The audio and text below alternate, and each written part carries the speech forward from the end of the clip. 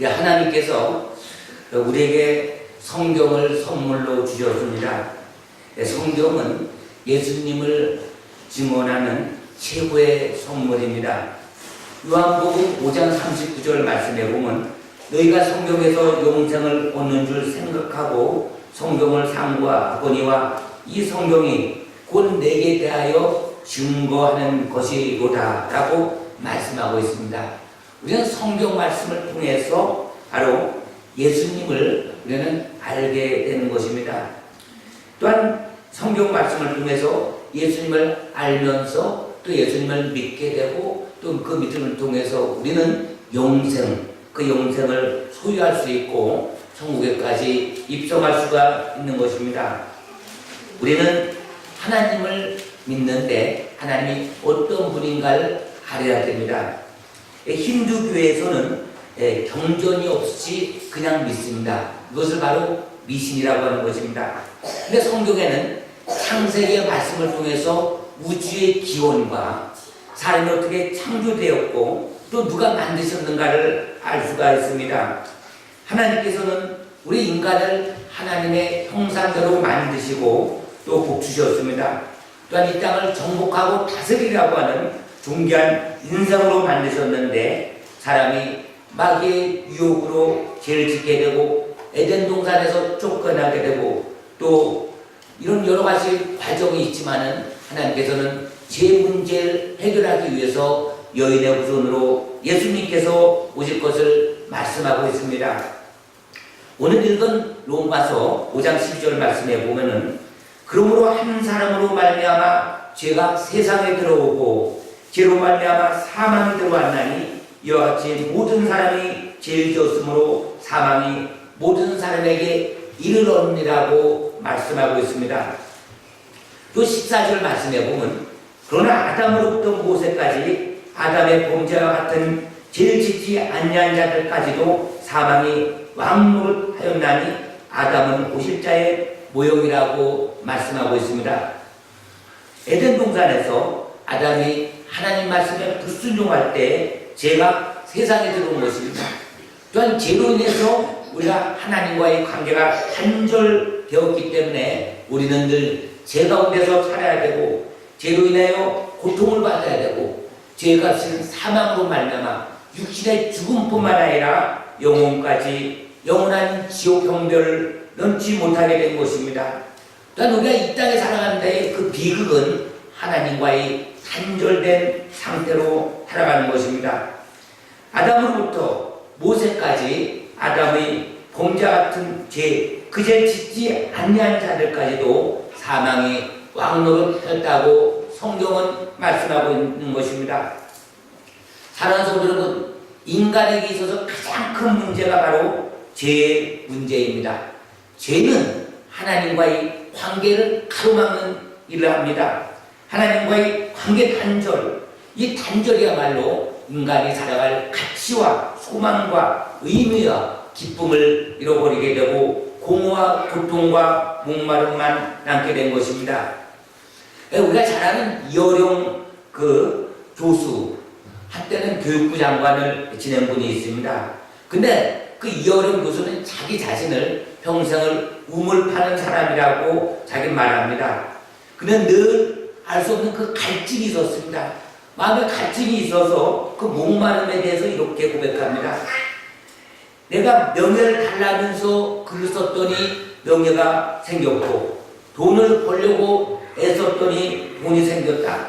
그런데 어느 날 너무나도 외로워서 극장에 가서 영화를 보고 좋아하는 글을 봐도 마음은 채워지지 않고 이 세상에 나 혼자라고다 하는 느낌이 다가와서 절대 고독을 느꼈다고 합니다.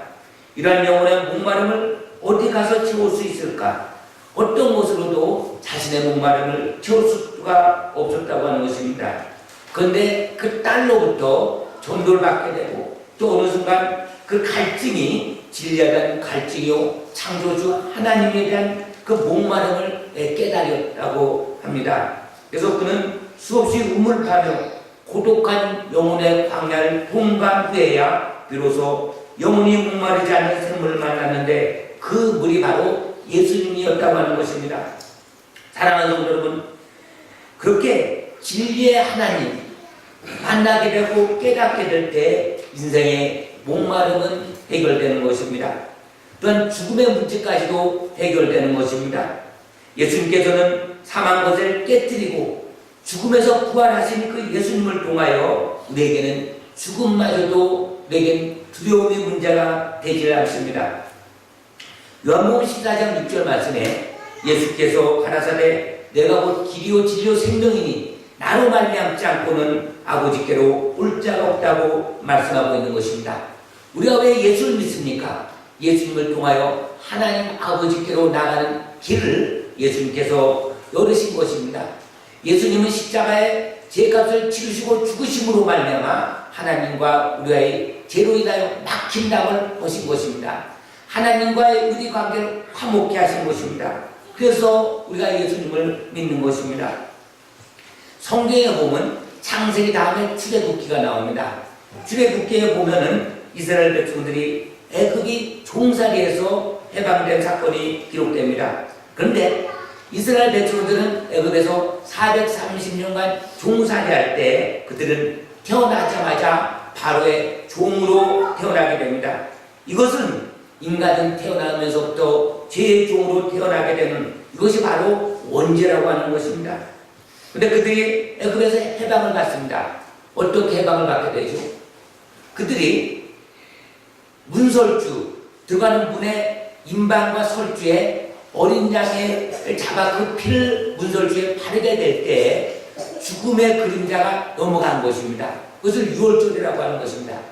애굽 왕이 이스라엘 백성들을 풀어주지는 않습니다. 그래서 모세가 와서 10가지 재앙을 얘기를 합니다. 근데 마지막 10번째 재앙이 뭐냐? 애굽에 있는 모든 초태생, 처음에 난 것, 사람이건 짐승이건 처음에 난 모든 생명인 것은 싹 죽임을 당합니다. 근데 거기서 살아날 수 있는 방법이 뭐냐? 바로 어린 양의 그 피를 문 설주와 문 임방에 바를 때에 죽음의 그림자가 넘어가게 된 것입니다. 그래서 이스라엘 백성들이 구원을 받은 것입니다. 그 문설주에 어린 양의 피가 있는 집은 죽음의 천사가 넘어갔습니다. 사랑하는 성도 여러분, 그날 저녁 바로 왕의 집부터 전 애굽의 장자 다 죽었습니다. 근데 다른 거 묻지 않습니다. 그 사람이 여러 가지 누구의 자손이냐 애굽 사람이냐 그런 거 묻지 않고 문설주에 어린 양의 피가 있느냐 없느냐 그것만 본 것입니다. 그래서 어린 양의 피가 문인방이나 문설주에 바른 집은 살아난 것입니다. 한 명도 죽음을 당하지 않습니다. 구약과 신약으로 성경은 이루어졌는데 구약은 바로 오실 예수님의 모형입니다. 구약은 예수님의 모형이요 그림자요 예표입니다. 어린 양의 피는 바로 예수님께서 이 땅에 속자양으로 오셨을 때 십자가에서 흘리신 그 보혈의 피를 말씀하고 있습니다.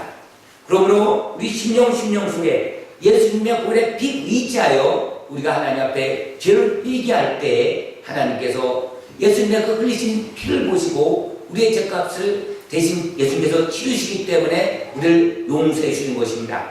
우리가 값없이 은혜를 받았다고 하지만은 그 값을 예수님께서 십자가의 상에서 다 치르신 것입니다.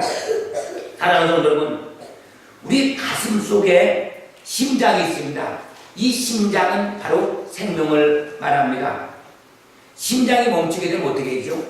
심장의 펌프질이 중단되면 사람은 죽습니다. 피의 순환은 곧 생명의 흐름을 말하고 있습니다. 육체의 피가 돌기 때문에 사람은 살아가는 것입니다. 마찬가지로 우리도 예수님의 피가 없으면 우리는 모두 죽습니다. 예수님의 피가 우리를 살린 것입니다. 예수님의 보혈이 우리를 살아있게 만드는 것입니다. 예수님의 피가 우리에게 영원한 생명을 주신 것입니다. 그래서 우리는 예수님께서 그 흘리신 보혈의 피값으로 하나님께서 우리를 구원하신 건데 이것을 믿고 예수님을 나의 구주로 영접할 때 우리는 영생을 소유하게 되는 것입니다. 이 말씀은 성경에서 하나님께 우리의 약속의 말씀입니다. 언약의 말씀입니다. 그래서 우리가 예수님을 믿는 것입니다. 이것이 복음입니다. 우리가 세상에 전하는 복음은 바로 예수님의 보혈에 대한 이야기입니다. 예수님의 보혈이 곧 복음입니다. 예수님은 한 생명을 천하보다 귀하게 여기셨습니다. 하지만 세상은 생명을 함부로 취급합니다. 하나님은 생명을 경외하도록 우리를 지으셨습니다. 그러나 세상 사람들은 예수님의 피공로 의자요 구원받은 하나님의 자녀들은 세상과 거룩하게 살아야 되는데, 값으로 산 하나님의 자녀들이 세상과 똑같이 산다면 거룩하게 살지 않고 같은 세상의 철학과 윤리와 경험으로 살게 된다면 우리는 예수의 생명을 소유한 자라고 말할 수가 없습니다. 예수의 생명을 소유한 자들은, 영생을 얻은 자는 하나님의 말씀대로 지켜 순종하며 살아갈 수가 있습니다. 사랑하는 여러분, 그것은 내가 예수님을 영접할 때에 예수님께서는 십자가에 죽으셨다가 3일 만에 부활하시고 승천하신 후 성령을 땅에 보내셨습니다. 성령의 강림 사건을 통해서 내가 예수님을 영접할 때에 살아있는 하나님의 영, 성령께서 내 안에 들어와 계십니다. 그런데 오늘날 한국에 1년에 100만 명 이상 되는 어린아이들이 낙태로 막 죽어가고 있는 것입니다. 세계 1위입니다. 여기에 사람들이 아무 감각이 없는 것입니다. 내 생명도 중요하지만 다른 사람의 생명, 배 안에 있는 생명까지도 소중한 것입니다. 근데 하나님께서는 우리의 생명을 살리기 위해서, 우리를 구원하기 위해서 하나님께서 품속에서 독생하신 하나님의 아들, 하나밖에 없는 예수 그리스도를 이 땅에 사람의 모양으로 보내셔서 성육신하셔서 우리와 똑같은 사람이 되셔서 십자가에서 내 죄를 대신 지시고 죽으신 것입니다. 그러므로 하나님께서 우리에게 생명을 살리기 위해서, 천하보다 귀한 하나님의 한 영혼을 살리기 위해서 예수님께서 처절히 십자가에서 피 흘려 죽으셨기 때문에 우리는 생명에 대해서 우리는 존중하고 존귀하게 여기고 생명을 사랑하는 그런 삶을 살아야 되는 것입니다. 하나님께서 우리를 구원하셨을 때 우리의 모습은 죄인 신분이었습니다. 로마서 5장 8절 말씀에 우리가 아직 죄인 되었을 때 그리스도께서 우리를 위하여 죽으심으로 하나님께서 우리에 대한 사랑을 확증하셨다고 말씀하고 있습니다.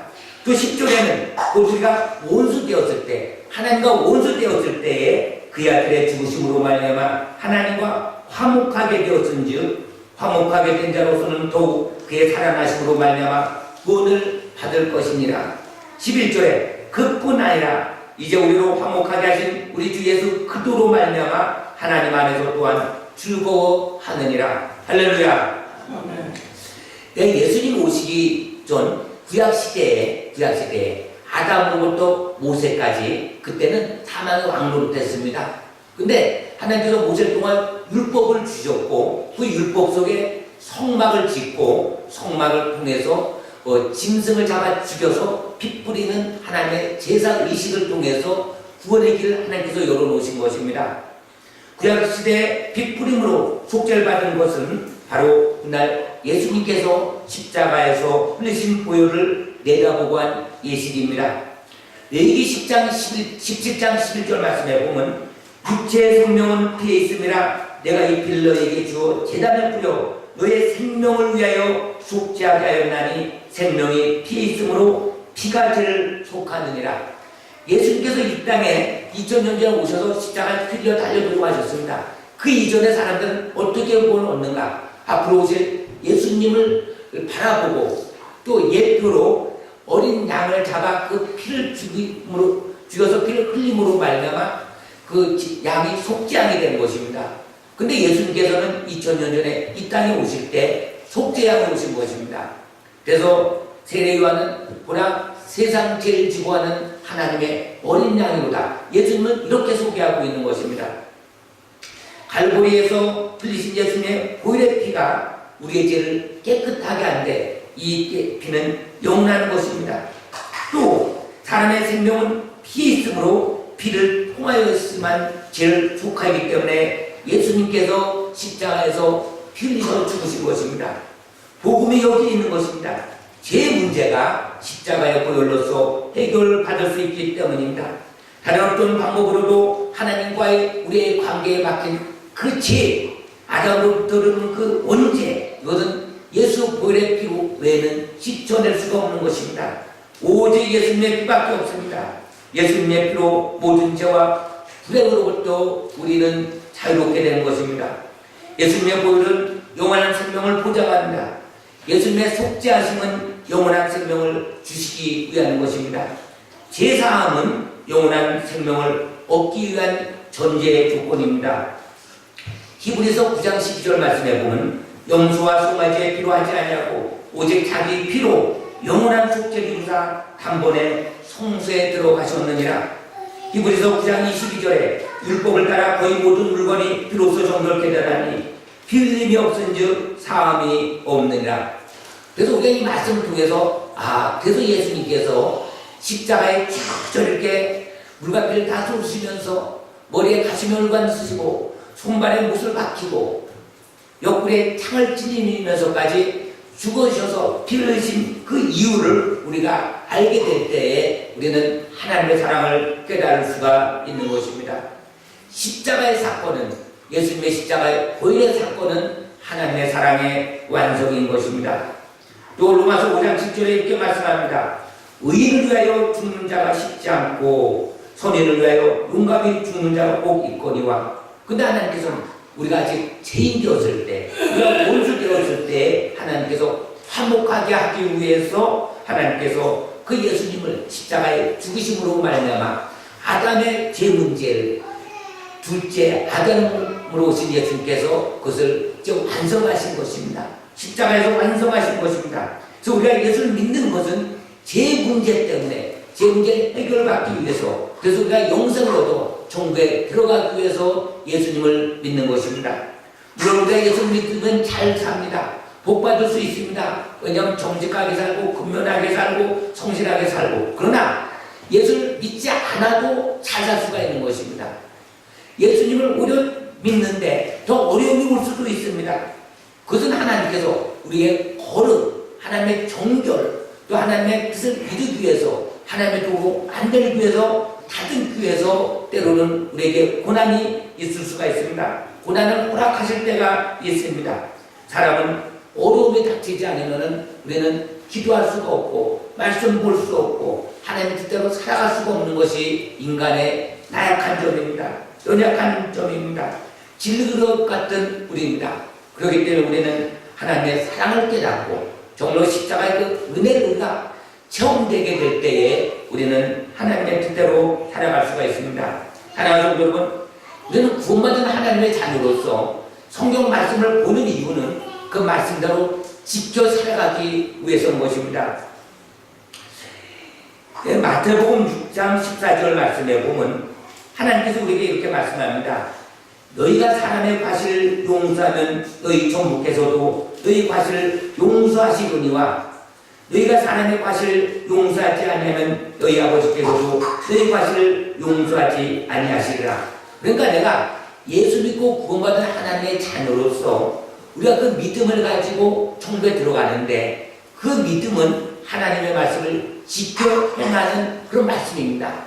그래서 우리가 하나님 말씀을 볼 때에 말씀대로 살지 못한 것을 회개하고 통회하고 자복할 때 하나님께서 우리를 용서해 주시고 예수 보혈의 피로 덮으시고 우리를 위롭다 하십니다. 근데 우리가 보세요. 사람은 누구에나 약점이 있습니다. 단점이 있습니다. 찌르는 가시가 있습니다. 고통이 있습니다. 그것이 해결이 되질 않습니다. 사도 바울도 평생을 하나님의 뜻대로 순종하며 살았는데도 그에게 찌르는 가시가 뽑아지질 않습니다. 근데 우리가 약점이 있습니다. 우리가 늘 하나님 앞에 넘어진다. 하나님, 나는 이런 죄 때문에 내가 예를 들어서 컴퓨터 게임을 하지 말아야 되는데 자꾸 게임을 해야 된다. 그걸 하지 않겠습니다. 그런데 자꾸 하게 됩니다. 하나님, 그래서 내가 용서를 구합니다. 용서해 주옵소서. 하나님께서 용서를 해줬습니다. 근데 또 게임을 합니다. 보시간 되면 또 게임을 합니다. 자꾸 합니다. 또 용서합니다. 자꾸 반복됩니다. 에이, 이제는 저기 용서 구하는 기도하지 말아야 되지. 그러면 안 되는 겁니다. 그래도 또 용서 구하는 기도를 자꾸만 하는 것입니다. 할렐루야. 그러면 어떻게 되죠? 게임을 하지 않겠습니다. 자꾸 기도하면 이제는 내 자신이 싫어지는 거예요. 내가 컴퓨터 게임 안 한다 그랬는데 또 내가 또 자꾸 얘기하고 자꾸 하다 보면 이제 게임 할 때에 스스로 양심이 살아나서 죄책감을 일어나게 되고 또 내가 이거 게임을 한 건데 또 회개해야 될 텐데 그렇기 때문에 나중에 서서 이게 멀어지면서 나중에 끊어진 겁니다. 할렐루야. 컴퓨터 게임뿐만 아니라 모든 우리의 약점이 있어서 그래도 하나님께 얼굴에 철판 깔고 회개하는 것입니다. 회개만이 살 길입니다. 할렐루야. 통회하고 자백하는 길만이 살 길인 것입니다. 만약 그렇게 하지 않으면 게임 중독이든 내가 어떤 세상 놀이든 그것을 즐기는 것입니다. 그렇게 될 때 하나님과의 관계가 점점 멀어지는 것입니다. 멀어지는 것은 하나님께서 우리를 멀어지려고 하는 것이 아니라 죄가 가로막고 또 하나님께서 손을 펼쳐도 하나님의 손이 짧아서가 아니라 그 죄로 인하여 하나님과의 관계가 막혀있기 때문에 그래서 우리는 예수님의 공로이자여 과감히 하나님 보좌 앞에 나아갈 수 있는 그 길을 하나님께서 열어놓으셨기 때문에 우리가 예수 이름으로 회개하고 고치고 또 회개하고 또 고치고 자꾸 그러면서 죄에 대해서는 아주 진절머리 난 싫어지고 혐오스럽게 우리가 만들어야 되는 것입니다. 이것은 내 의지가 필요합니다. 내가 이렇게 결단하고 기도할 때 성령께서 우리를 도와주시고 어느 순간 그 죄의 중독에서 끊어질 줄 믿습니다. 할렐루야. 로마서 5장 17절 말씀에 보면 한 사람의 범죄로 말미암아 사망이 그 한 사람을 통하여 왕노릇하였은즉 너희 은혜와 의의 선물을 넘치게 받는 자들은 한 분 예수 그리스도를 통하여 생명 안에서 왕노릇하리라. 18절에 그런즉 한 범죄로 많은 사람이 정죄 이른 것 같이 한 의로운 행위로 말미암아 많은 사람이 의롭다 하심을 받아 생명에 이르렀느니라.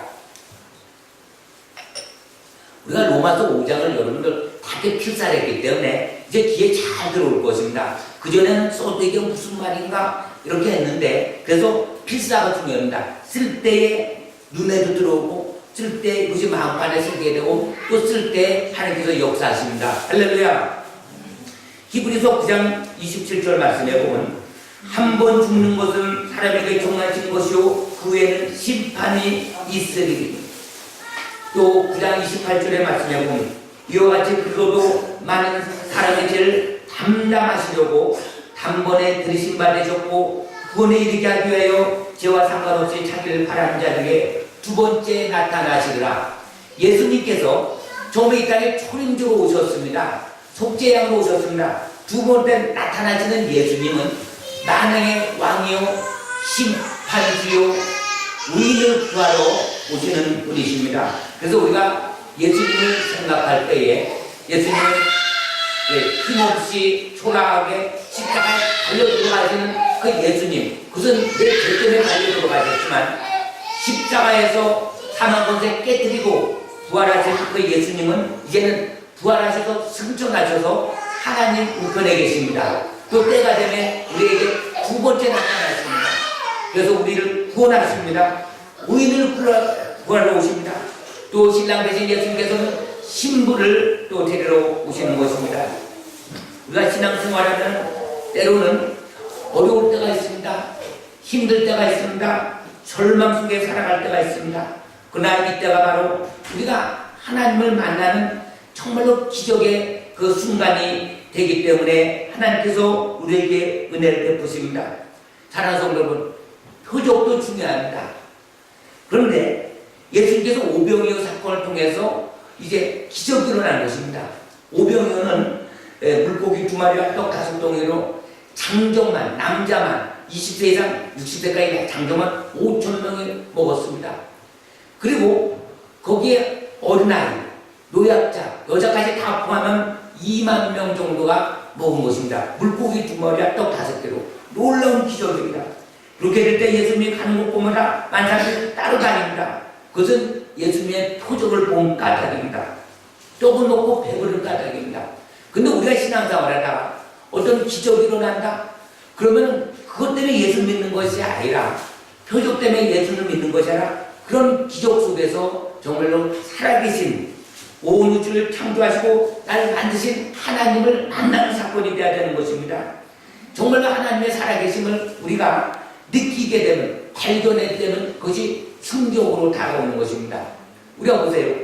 아무리 과거에 많은 하나님의 기적을 처음 했다 하더라도 오늘 눈앞의 현실에 정말로 하나님께서 금방 어떤 역사가 일어나지 않으면 사람은 인내하지 못하고 절망하게 되고 원망하게 되고 불평하게 되는 것. 이것이 인간의 속성입니다. 그래서 성경은 옛날 기억하라고 말씀하고 있습니다. 옛날에 그 선한 길을 기억하라고 말씀하고 있습니다. 또 돌이켜서 하나님의 은혜를 생각해야 되는 것입니다. 하나님께서는 우리에게 정말로 어떤 표적이 나타날 때, 정말 기도할 때 하나님께서 역사하실 때 우리는 내는 죄인이다, 나는 죄인이다, 나는 속물 인간이다, 이런 고백이 나와야 되는 것입니다. 베드로도 기적을 봤습니다.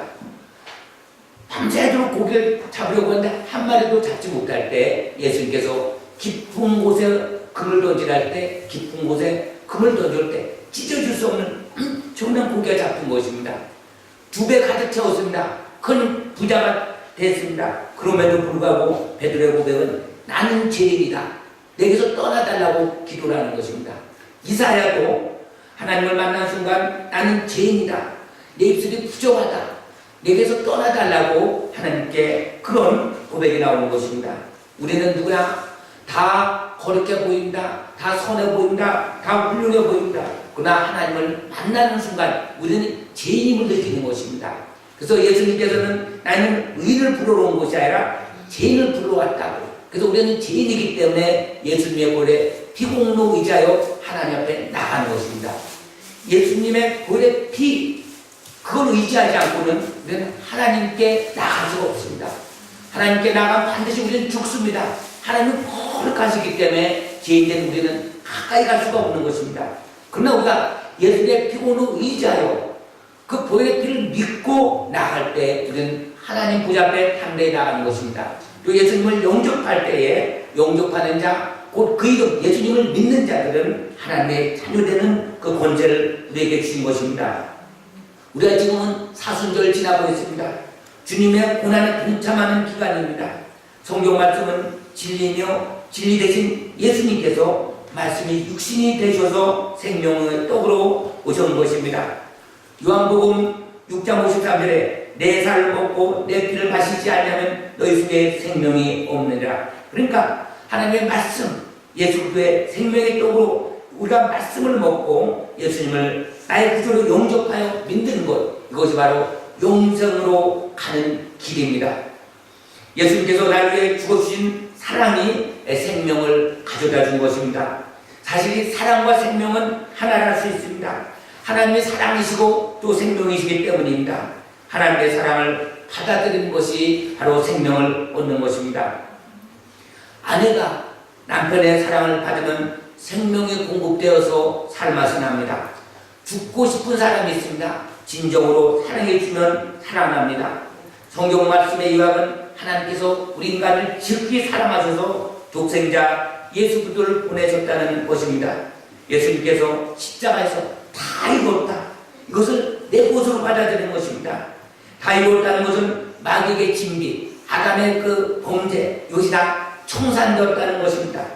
우리는 십자가 보혈의 은혜로 구원받았으니 이제는 어떠한 삶을 살아야 됩니까? 골로새서 3장 12절에서 14절까지 말씀해보면 그러므로 너희는 하나님의 택하신 거룩하고 사랑하신 자처럼 긍휼과 자비와 겸손과 온유와 오래 참음을 옷 입고 누가 네게 혐의가 있거든 서로 용납하여 빚자 용서하되 주께서 너희를 용서하신 것 같이 너희도 그리하고 이 모든 것 위에 사랑을 더하라. 이는 온전하게 맺는 띠니라. 정말 우리가 예수님의 십자가의 사랑, 이것을 믿어지고 또 그것을 체험하고 경험할 때면 그것이 반드시 우리 삶 속으로 나타나야 되는 것입니다. 그렇게 될 때 하나님과의 우리 관계가 화목하게 되는 것입니다. 하나님께서 우리를 화목하게 해주시기 위해서 예수님을 십자가에 피 흘려 죽으심으로 말미암아 죄값을 청산하셨습니다. 이제는 그만 우리는 하나님과의 화목을 끝까지 유지하기 위해서 말씀대로 우리가 순종하며 사는 것입니다. 하나님의 말씀을 지킨다는 것은 정말로 좁고 협착하여 만사에 찾지 않는 것입니다. 왜 그렇습니까? 내가 너를 사랑하는 것 같이 너도 서로 사랑하라. 우리가 사랑하는 사람을 사랑하면 이것은 죄인도 깡패도 도둑놈도 다 할 수가 있습니다. 짐승도 자기 새끼는 사랑합니다. 그러나 하나님께서는 우리가 원하시는 것은 우리에게 원수된 자, 우리를 핍박한 자를 위해 기도하고 그들을 위해 사랑하라는 것입니다. 불가능한 것입니다. 그러나 내 안에 예수님이 계시다면 예수님께서는 그 일을 하실 수 있는 것입니다. 내가 내 일을 하는 것이 아니라 내 안에 계신 주님의 말씀에 순종할 때 그것이 가능한 것입니다. 예수님께서 십자가에 달려 돌아가실 때, 나도 그때 십자가에 죽었을 때, 내가 죽었을 때에 예수님께서 나타나시는 것입니다. 이런 믿음, 이런 성품, 이런 하나님의 거룩한 영광에 참여하게 해달라고 그래서 우리는 말씀 붙들고 기도하는 것입니다. 기도가 세상적인 어떤 물질과 명예나 건강이나 어떤 세상적인 복을 구하기 위해서 기도하는 것이 아니라 그의 나라와 그의 의를 구할 때 내가 구원받고 내가 천국에 들어가기 위해서 내 영혼이 잘되기 위해서 소생하기 위해서 기도할 때에 하나님께서 이 모든 것을 우리에게 도와주신 것입니다. 사도 바울은 일평생을 하나님 뜻대로 순종하며 살았습니다. 그러므로 우리도 예수님을 본받아서 예수님을 닮아서 일평생 사도 바울처럼 순종하며 살아가는 것이 우리 일생에 있어서 표준이 돼야 되고 목표가 되고 꿈이 돼야 되는 것입니다. 우리는 영생을 소유한 것입니다. 믿음으로 베푸신 하나님의 은혜를 우리가 마음껏 누릴 수 있는 것은 바로 하나님과의 화목하게 될 때입니다. 하나님과의 화목하게 되기 위해서는 말씀을 붙잡고 그대로 순종하며 나가야 되고 또 말씀의 보울에 비추어서 우리가 불순종한 것, 말씀대로 하지 못한 것 있다면 우리가 회개해서 하나님께서 용서함을 통해서 제사함을 통해서 하나님과의 끊임없는 관계가 이루어질 때 우리는 주님을 위하여 헌신하고 충성하고 주님을 일하는 것이 우리에게 기쁨으로 감사로 즐거움으로 다가오는 것입니다. 여러분 아무리 안 좋은 환경이라 하더라도 하나님께서 함께 하실 때 우리는 환경을 초월해서 우리는 형통의 삶을 살 수 있는 것입니다. 요셉이 감옥에서 형통의 삶을 사는 것입니다. 총리 때 형통의 삶이 아닙니다. 노예 생활이든 감옥에 있든 또 어떤 안 좋은 환경 속에서도 주님이 나와 함께 하실 때에 우리의 삶은 하나님께서 이끌으시고 하나님께서 주시는 진리의 삶 속에서 정말 하나님의 임재 속에서 하나님의 성의 감동 속에서 우리는 기뻐할 수가 있는 것입니다. 감사할 수 있는 것입니다. 쉬지 않고 기도할 수가 있는 것입니다. 이것이 바로 그리스도 안에서 너희를 향하신 하나님의 뜻입니다. 오늘 이 시간 이 말씀을 들고 다 같이 통성으로 기도합니다.